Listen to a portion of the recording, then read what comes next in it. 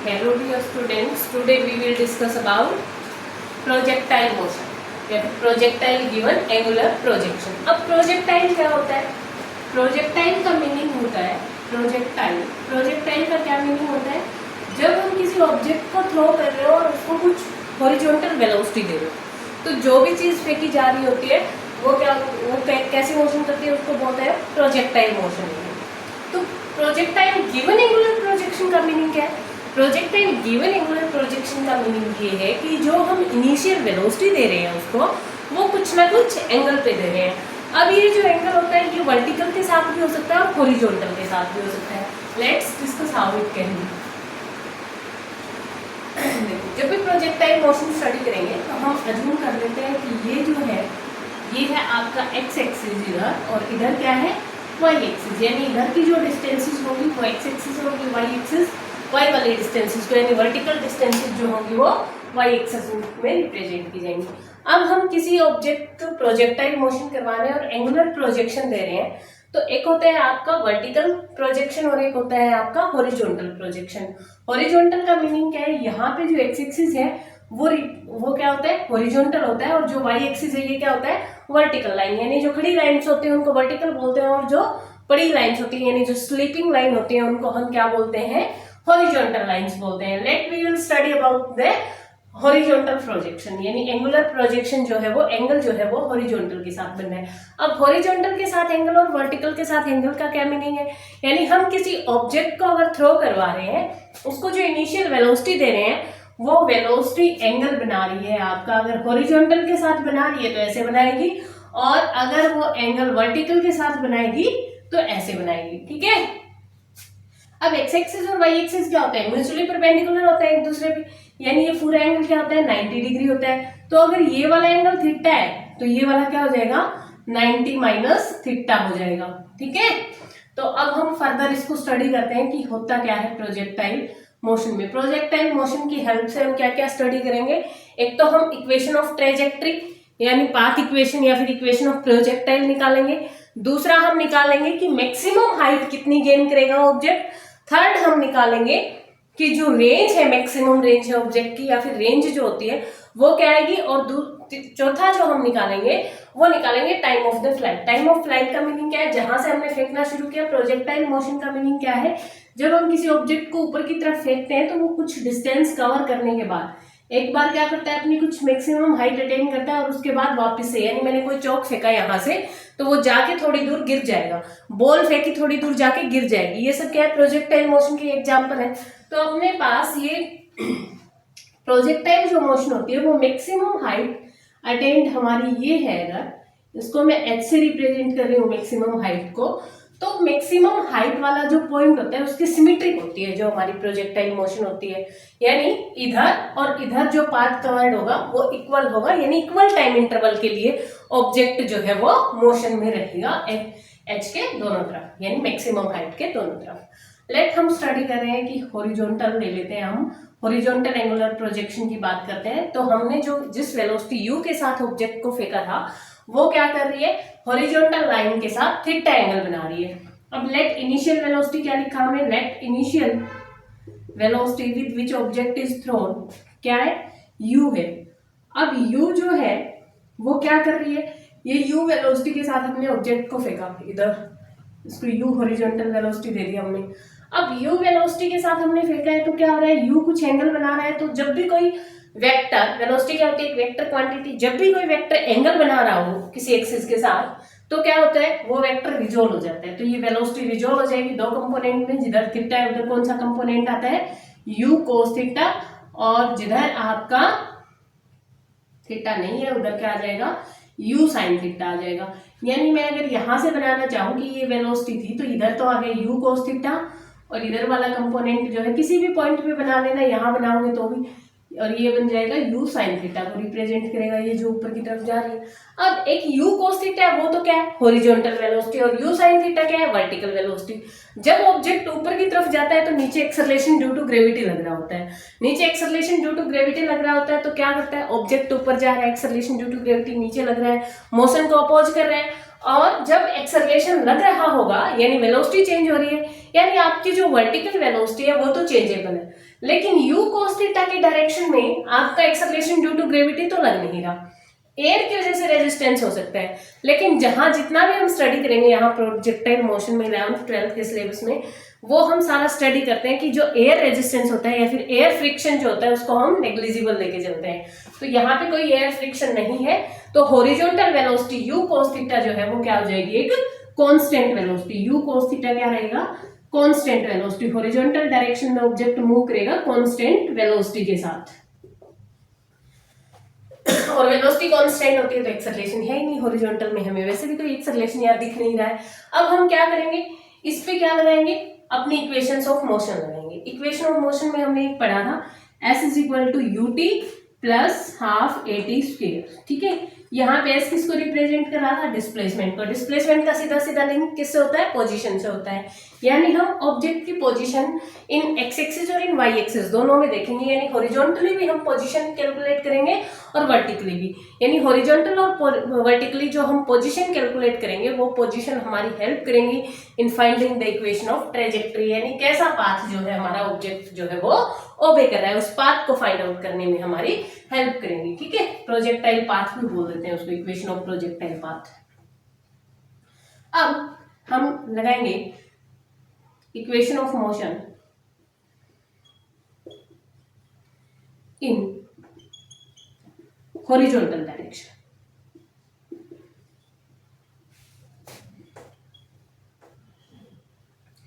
Horizontal direction में लगाओगे, इस इक्वेशन को थोड़ा सा ऐसे मॉडिफाई किया भी मिल जाता है बुक में। एस क्या है बेटा, पोजीशन को रिप्रेजेंट कर रहा है, अब एक हॉरिजॉन्टल पोजीशन को एक्स रिप्रेजेंट कर रहा है, तो एस की जगह आपको एक्स देखने को मिलेगा, और यूटी से पहले आपको एक्स नोट देखने को मिल जाता है। एक्स नोट का मीनिंग क्या है कि इनिशियली ऑब्जेक्ट किस पोजीशन पे, यहाँ देखो हम ओरिजिन से थ्रू कर रहे हैं तो एक्स नोट की वैल्यू क्या होगी, 0 होगी। अगर कभी एक्स नोट की वैल्यू दे रखी हो तो उसको पुट कर लेते होते हैं, प्लस में यू एक्स टी, क्योंकि वेलोसिटी अलोंग एक्स एक्सिस लेंगे अगर हम हॉरिजॉन्टली लगा रहे हैं इस वाली इक्वेशन को, प्लस में ए एक्स टी, ए एक्स यानी एक्सेलरेशन इन एक्स डायरेक्शन, और ये हो गया टी स्क्वायर। ये एक्स एक्सिस के लिए आपके यानी हॉरिजॉन्टल मोशन के लिए हम ये इक्वेशन लिखने जा रहे हैं।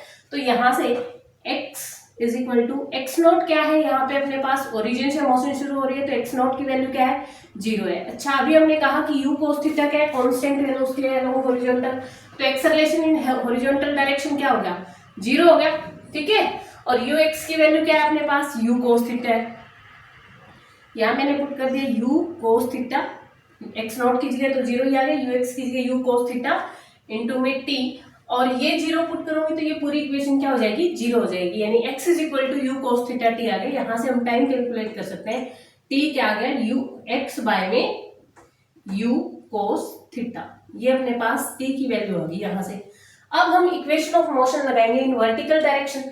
वर्टिकल डायरेक्शन में ये इक्वेशन कैसे मॉडिफाई हो जाएगी, x की जगह आ जाएगा y, एक्स नोट की जगह वाई नोट, प्लस में यू एक्स की जगह यू वाई आ जाएगा, टी की जगह तो टी रहेगा, प्लस में हाफ, और ए एक्स की जगह क्या आ जाएगा, ए वाई, और ये टी स्क्वायर ही रहेगा।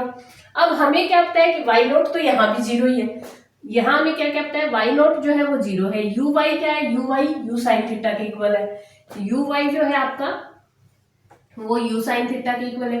क्या ए वाई भी अपना रोल प्ले कर रहा है, यस, ए वाई क्या है, एक्सेलरेशन इन वाई डायरेक्शन, जो एक्सेलरेशन ड्यू टू ग्रेविटी है, तो ए वाई की वैल्यू जी तो आएगी, लेकिन प्लस जी आएगा या फिर माइनस जी आएगा, ये माइनस जी आएगा, क्यों आएगा, ऑब्जेक्ट ऊपर की तरफ जा रहा है और एक्सेलरेशन नीचे की तरफ, मोशन को जो एक्सेलरेशन अपोज कर रहा होता है तो माइनस जी लेके चलते हैं। ए वाई की वैल्यू आ गई यहाँ से माइनस जी, टी की वैल्यू हमने यहाँ कैलकुलेट की थी, इसको पुट कर लेंगे, तो यहाँ पे लगाते हैं y इज इक्वल टू क्या आ गया, वाई नोट की जगह तो 0 ही आ गया, u y t, u y की वैल्यू है यू साइन थीटा, टी की जगह मैं ये वाली वैल्यू पुट कर देती हूँ x by u cos theta, और प्लस में और माइनस जी पुट करोगे तो ये माइनस ही बन जाएगा, माइनस का हाफ, ए की जगह जी लिख दिया और टी की जगह लिखेंगे टी स्क्वायर है तो x square by u square cos square theta, ये बन गया अपने पास। अब यहां से u तो u से u कट रहा है यहाँ पे, तो ये बन गया अपने पास sine theta by cos theta क्या बन जाएगा, tan theta, x tan theta minus का half g x square by u square cos square theta, equal to y। इसको हम बोलते हैं इक्वेशन ऑफ प्रोजेक्टाइल या फिर पाथ ऑफ प्रोजेक्टाइल या फिर इक्वेशन ऑफ ट्रेजेक्ट्री। इस पे बेस्ड बहुत क्वेश्चन आते हैं नीट जेईई में। इक्वेशन ऑफ ट्रेजेक्ट्री या फिर और पाथ ऑफ प्रोजेक्टाइल भी इसको बोल दिया जाता है।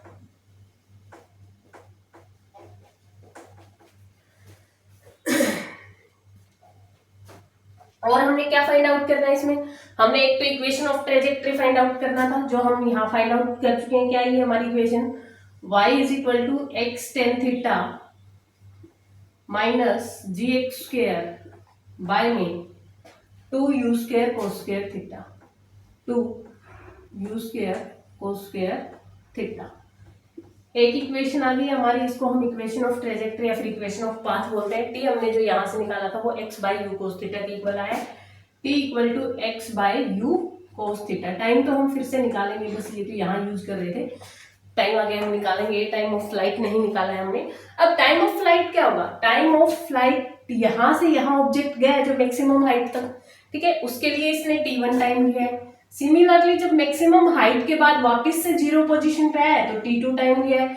अब h के अलाउंग दोनों ही टाइम क्या रहेंगे, सिमेट्रिक रहेंगे, यानी t1 इक्वल टू t2 रहेगा, t1 इक्वल t2 रहेगा। तो नेट टाइम क्या होता है, अब जो ये t1 है यानी जीरो से मैक्सिमम हाइट तक, जहां से हमने ओरिजिन से मैक्सिमम हाइट तक जाने के टाइम को क्या बोलते हैं, टाइम ऑफ एसेंट। यानी t1 किसको रिप्रेजेंट करेगा यहाँ पे, टाइम ऑफ एसेंट। और t2 किसको बोलते हैं, जब आपका मैक्सिमम हाइट से ऑब्जेक्ट वापस जीरो पे आता है तो उसको हम बोलते हैं, t2 को बोलते हैं time of descent, time of descent. और time of ascent plus time of descent क्या देता है, total time of flight. Total कितने टाइम के लिए ऑब्जेक्ट जो है आपका हवा में रहा, तो टाइम ऑफ फ्लाइट को हम कैपिटल से t से रिप्रेजेंट करेंगे जो t1 प्लस t2 के कॉम्बिनेशन से निकल के आएगा। अब ये t कैलकुलेट करने की कोशिश करते हैं कि इस t को कैसे कैलकुलेट करें। इक्वेशन ऑफ ट्रेजेक्ट्री हमने जो निकाली थी वो मैंने यहाँ लिख दी है, यहाँ वाले डाटा को इरेज कर रहे हैं हम नेक्स्ट अपनी कैलकुलेशन के लिए।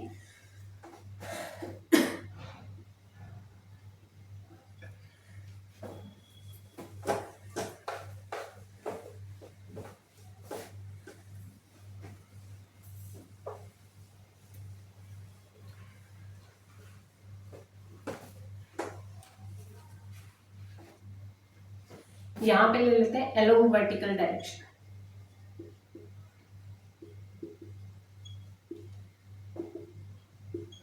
यानी हम जो इक्वेशन लगाएंगे वो वर्टिकल डायरेक्शन के अलोंग लगाएंगे। हमें क्या कैलकुलेट करना है, टाइम, टाइम ऑफ फ्लाइट हमें फाइंड आउट करना है। Time of flight find out करेंगे तो उसके लिए पहले टाइम ऑफ एसेंट कैलकुलेट कर लेते हैं, फिर दोनों उसका ट्वाइस कर देंगे, टोटल टाइम ऑफ फ्लाइट आ जाएगा। ठीक है, अलोंग वर्टिकल डायरेक्शन क्या आ जाएगा आपके पास फर्स्ट इक्वेशन ऑफ मोशन होती है v is equal to u plus a t. तो इक्वेशन कैसे मॉडिफाई हो जाएगी, वी वाई यू वाई और ये बन गया ए वाई टी। हमने ये वाला ही क्यों लिया, ये इसलिए लिया क्योंकि जब ऑब्जेक्ट मैक्सिमम हाइट पे पहुंचेगा तो वी वाई क्या हो जाता है, जीरो हो जाता है। वर्टिकल वेलोसिटी जीरो जाती है मैक्सिमम हाइट पे, अगर जीरो नहीं होती तो ऑब्जेक्ट और हाइट गेन करता। जब वेलोसिटी जीरो होती है तो तभी तो वापस फॉल होना शुरू होता है ना। तो वी वाई क्या हो जाएगा इस वाले केस में अपने पास, zero, v y zero at maximum height. V y maximum height पे हो जाता है आपका जीरो। यहां पे हम पुट करेंगे जीरो और यू वाई की वैल्यू क्या थी, यू प्लस ए टी है, नहीं यू वाई की वैल्यू थी अपने पास u sine theta. A y क्या है, माइनस का जी लग रहा है। और टी की वैल्यू हमने जो फाइंड आउट की थी वो थी अपने पास x by u cos theta, x by में यू कोस थीटा, यही फाइंड आउट किया था हमने टाइम। ठीक है, तो अब यहां से हम क्या करेंगे, टाइम ही तो फाइंड आउट करना है, टाइम की वैल्यू ये वाली नहीं पुट करेंगे, सीधा वैसे ही निकाल देंगे जी टी। ठीक है, माइनस जी टी। तो यहां से क्या आ गया आपके पास, u sine theta is equal to g t. और t हम कौन सा ये वाला निकाल रहे हैं ना, एक बार t1 निकाल रहे हो तो t1 लिख सकते हो। t1 क्या आ गया यहाँ से आपके पास, u साइन थीटा बाय में g, u sine theta by g। t2 भी t1 के इक्वल आएगा, t2 इक्वल टू क्या आ जाएगा, u sine theta by g। Total time of flight क्या आएगा, t is equal to t1 plus t2। अब u sine theta by g plus u sine theta by g करोगे तो क्या आ गया, 2u sine theta by g. ये आ गया अपने पास टोटल टाइम ऑफ फ्लाइट। तो यहाँ पे हम लिख लेते हैं इसको, टाइम ऑफ फ्लाइट को यहाँ लिख लेते हैं कि टोटल टाइम ऑफ फ्लाइट जो आ रहा है अपने पास वो क्या आ रहा है, t is equal to 2u sine theta by में जी। इन्हीं फॉर्मूलाज पे बेस्ड न्यूमेरिकल आते होते हैं आपके जो भी कॉम्पिटिटिव एग्जाम्स आप 12th बेस पे देते हो। टी की वैल्यू आ गई यहाँ से 2 साइन थीटा बाय जी। अब हम क्या कैलकुलेट करेंगे कि ये मैक्सिमम हाइट थी कितनी, कि कहाँ तक की हाइट ऑब्जेक्ट ने गेन की थी। फिर हम ये देखेंगे कि रेंज कितनी थी, यानी ये जब जीरो हुआ रेंज क्या होगी, यहाँ से वापिस जब वेलोसिटी जीरो होती है इस वाली डिस्टेंस को रेंज बोलते हैं। तो इस रेंज को भी फाइंड आउट करेंगे और इस हाइट को भी फाइंड आउट करेंगे। दो टास्क हमने हमारे पूरे कर लिए हैं। पाथ ऑफ प्रोजेक्टाइल हमने फाइंड आउट कर लिया है, टाइम ऑफ फ्लाइट हमने फाइंड आउट कर लिया है। अब हम फाइंड आउट करेंगे कि ये मैक्सिमम हाइट कितनी है और ये रेंज जो है वो कितनी है, और हाइट मैक्सिमम कब होती है और रेंज मैक्सिमम कब होती है। मैक्सिमम हाइट होता है तो वर्टिकल वेलोसिटी क्या होती है, मैक्सिमम हाइट होता है तो वर्टिकल वेलोसिटी क्या होती है आपकी जीरो हो जाती है। ठीक है, हमने u cos थीटा। अब आपने क्या फाइंड आउट करना है, मैक्सिमम हाइट। ठीक है, अब मैक्सिमम हाइट लगाओगे तो हम हाइट यानी डिस्टेंस और डिस्प्लेसमेंट वाला ही देखेंगे। पोजीशन से s is equal to ut, यहाँ पे हम लिख लेते हैं पोजीशन से क्या रिलेट करता होता है हमारा x not plus ut plus में हाफ at स्क्वायर। अगर इसको हम वर्टिकल डायरेक्शन में हाइट देख रहे हैं तो वर्टिकल डायरेक्शन में देखेंगे, यानी यहाँ पे मैं sy लिख सकती हूँ या फिर आप इसको सीधा y लिख लो। ठीक है, y लिख लो और हाइट निकालेंगे तो y की जगह h यूज करेंगे, x नॉट की जगह क्या आएगा y नॉट आ जाएगा, u की जगह uy लिखेंगे, a की जगह ay लिखेंगे, यानी acceleration in y direction, velocity in y direction, y not initial position in y direction और y जो है मैक्सिमम हाइट अटेन्ड। अब इस वाली इक्वेशन को लगाएंगे, क्या फाइंड आउट कर रहे हैं हम, हाइट ऑफ प्रोजेक्टाइल। y की जगह क्या यूज करें h, y नॉट क्या था हमने स्टार्टिंग से ओरिजिन से लिया है तो जीरो, प्लस में uy की वैल्यू क्या है u साइन थीटा, t हमने अभी निकाला है, t की क्या वैल्यू आई थी। अब ये वाला t जो है ये तो टोटल टाइम है ना, यहाँ से यहाँ गया, मैक्सिमम हाइट के लिए तो यहाँ तक आया था, तो t1 क्या हो जाएगा u साइन थीटा बाय जी। यहाँ लिखा मैंने u साइन थीटा बाय जी, और प्लस में ay की जगह क्या लिखूंगी माइनस का g, और t की जगह फिर से हम क्या लिखेंगे u sine theta by g का स्क्वायर। ठीक है, अच्छा यहां से आपको मैक्सिमम हाइट क्या मिल रही है, h is equal to u sine theta into u sine theta, यानी u square sine square theta by g, u square sine square theta by में g माइनस में हाफ g, और ये u square sine square theta by g square, u square sine square theta by में g square, एक जी से आपका एक जी cut जाएगा, यानी u square sine square theta by g minus में half u square sine square theta by g. One में से आपको सब्ट्रैक्ट कर दोगे तो हाफ ही बचेगा, क्या आ जाएगा आपके पास half u square sine square theta by में जी। ये आ गया आपके पास रेंज, मैक्सिमम रेंज। अब रेंज मैक्सिमम कब होगी, जब आपका थीटा जो होता है वो मैक्सिमम, यानी एच मैक्स की जो वैल्यू आई है अपने पास वो आ गया u square sine square theta bye 2g। Maximum height जो है थीटा पे भी डिपेंड कर रही है और साथ ही साथ आपकी इनिशियल वेलोसिटी जो आप ऑब्जेक्ट को दे रहे हो उस पर भी डिपेंड कर रही है, यानी थर्ड टास्क भी हमारा पूरा हो गया। अब हम क्या निकालेंगे, रेंज ऑफ प्रोजेक्टाइल।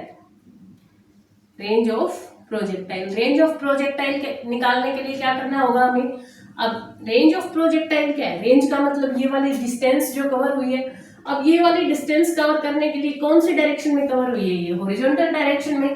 तो ऑब्जेक्ट की जितनी हॉरिजॉन्टल वेलोसिटी थी उसको अगर हम जितने टाइम के लिए ये ऑब्जेक्ट मोशन में रहा है उससे मल्टीप्लाई करवा देंगे तो रेंज आ जाएगी ना। ये वाला फॉर्मूला आपका लग जाएगा कि distance is equal to speed into time. Horizontal range यहाँ पे डिस्टेंस की तरह बिहेव कर रही है ना, यहाँ से ऑब्जेक्ट कितनी दूर जाकर गिरा है, तो यानी रेंज के लिए आपके पास जो फॉर्मूला बनेगा रेंज इज इक्वल टू क्या आ जाएगा आपके पास, हॉरिजॉन्टल वेलोसिटी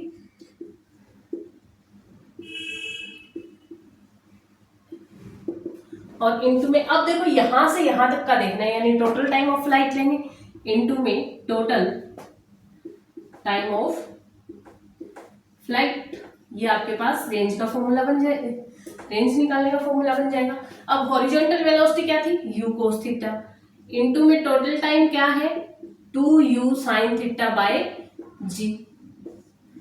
तो यहां से हमें क्या दिख रहा है, u क्या बन गया u स्क्वायर, 2 आ गया आपके पास, क्या आ गया u स्क्वायर 2 sin थीटा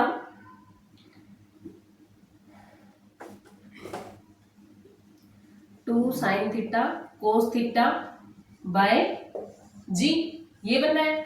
अब यूज के 2 sin थीटा cos थीटा क्या होता है, sin 2 थीटा, sin 2 थीटा आपका 2 sin थीटा cos थीटा के इक्वल होता है, तो यहाँ इसकी जगह हम पुट करेंगे sin 2 थीटा, ये आपके पास बन गया u square sin 2 theta by g, ये आपके पास आ गई रेंज। ठीक है, तो रेंज का फॉर्मूला जो अपने पास निकल के आया है वो आ गया, यहाँ लिख लेते हैं, range equal to u square sin 2 theta by g. अब हम डिस्कस करेंगे कि ये रेंज मैक्सिमम कब होगी, रेंज मैक्सिमम कब हो सकती है। देखो एक तो रेंज आपका डिपेंड कर रहा है कि इनिशियल वेलोसिटी क्या दे रहे हो, दूसरा उसके अलावा किस पे डिपेंड कर रहा है, एंगल पे भी डिपेंड कर रहा है। अब साइन थीटा की मैक्सिमम वैल्यू क्या होती है, 1 होती है मैक्सिमम वैल्यू। अब मैक्सिमम वैल्यू अगर 1 होती है तो sine 2 theta is equal to 1 कब होगा, जब आपका 2 थीटा इक्वल टू क्या हो 90 डिग्री, साइन 91 होता है ना, 2 थीटा इक्वल टू 90 डिग्री हो। तो यहां से मैंने 2 थीटा की जगह क्या क्या लिखा, ये लिख दिया मैंने, 1 की जगह पे पुट कर दिया है साइन 90, दोनों तरफ साइन से साइन कैंसिल हो गया, 2 थीटा इक्वल टू 90 आ गया, थीटा यहाँ से क्या आ गया 45 डिग्री आ गया। यानी मैक्सिमम रेंज कब होगी, जब थीटा इक्वल टू 45 डिग्री होगा। इसकी एप्लीकेशन कहाँ होते हैं, जैवलिन थ्रो वाले प्लेयर, क्रिकेट बॉल यानी आपको मैक्सिमम डिस्टेंस पे पहुंचानी है, या फिर लॉन्ग जंप जो प्लेयर करते हैं वो इस कॉन्सेप्ट का यूज करते हैं कि रेंज हमारी जो है, हम जो डिस्टेंस कवर करें हॉरिजॉन्टली वो मैक्सिमम कब होती है, जब थीटा 45 रखा जाता है। एक क्वेश्चन कर लेते हैं इस पे बेस्ड।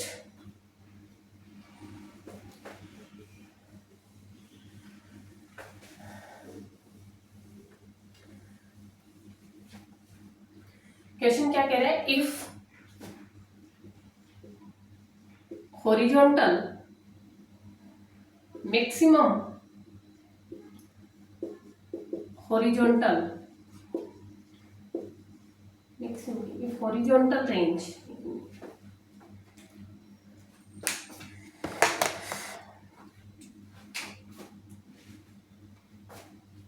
ऐसे लिखेंगे, find the angle of projection of A body having same maximum height and range। क्या कह रहा है, एक बॉडी है जिसकी मैक्सिमम हाइट और रेंज जो है वो इक्वल है, उसका एंगल ऑफ प्रोजेक्शन हमें फाइंड आउट करना है। तो हाइट और रेंज के फॉर्मूले यहाँ लिखे हुए हैं, हम उनको इक्वल पुट कर देंगे, यानी यहाँ से you square sine square theta by में 2g इज इक्वल टू आएगा आपके पास यू स्क्वायर साइन 2 थीटा को आप एक्सपेंड करके लिख लो 2 sine theta cos theta by में g। ठीक है, इधर यू स्क्वायर से यू स्क्वायर कैंसिल हो रहा है, g से g कैंसिल हो रहा है, एक साइन थीटा से आपका एक साइन थीटा कैंसिल हो रहा है, यानी आपके पास इधर बच गया साइन थीटा बाय में 2 is equal to 2 cos theta. ये 2 उधर जाएगा मल्टीप्लाई हो जाएगा और इधर कोस थीटा ले आएंगे, sine theta by cos theta is equal to क्या आ गया 4। Sine theta by cos theta क्या होता है, tan theta is equal to 4। तो एंगल ऑफ प्रोजेक्शन हमें निकालना था, यानी थीटा निकालना था, तो थीटा क्या हो जाएगा उधर जाके tan इनवर्स 4 बन जाएगा, ये tan इनवर्स 4, ये हमारा एंगल ऑफ प्रोजेक्शन आ गया। अगर किसी ऑब्जेक्ट की हाइट और रेंज जो है वो इक्वल हो और angle of projection find out करना हो तो हम क्या करेंगे, हाइट और रेंज के फॉर्मूले को लिखेंगे, इक्वली उनको पुट करेंगे, आफ्टर दैट जो कटता है उसको काट देंगे और जो बचेगा वो हमारा आंसर आ जाएगा। That's it.